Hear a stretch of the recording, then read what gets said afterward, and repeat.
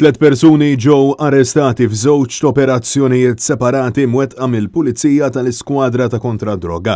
Fl-ewwel każ, żagħżugħ mill-Ħamrun ġie arrestat tul il-jum tal-ħatf ħal-Qormi meta wara li saret l-osservazzjoni meħtieġa. Il-Pulizija ċirkondaw il-vettura li kienet issuq is-suspettat ta' 23 sena fi Vjal della Cruz. Filwaqt li żagħżugħ prova jaħrab mill-post bil-konsegwenza li saħansitra ħabat vettura tal-Pulizija huwa ġie arrestatu sussekwentament twettqet tfittxija fil-karozza tiegħu fejn instabu 230 pakkett allegatament droga lesta sabiex tiġi traffikata.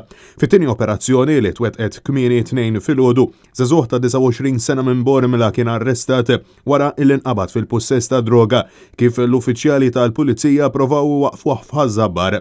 Madankollu dan ħarab bil-karozza fid-direzzjoni tal-Fgura fejn sussekwentament ġie mblokkat mill-Pulizija fi Vjal il-Kottonere. Filwaqt li l-Bormlis ħabat ma' karozza tal-Pulizija u żewġ vetturi privati huwa kien arrestat u wara li saret tfittxija fil-vettura tiegħu instab ammont konsiderevoli ta' flus kontanti.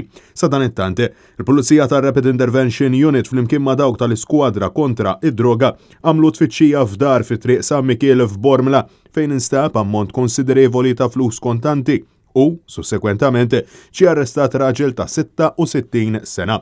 Filwaqt li tliet persuni qed jinżammu fid-depo tal-Pulizija fil-Furjana. Bil-każi ġew infurmati il-Maġistrat Josette De Micoli u l-Maġistrat Joe Mifsud illi fetħu inkjesta maġisterjali għaż-żewġ każi rispettivament.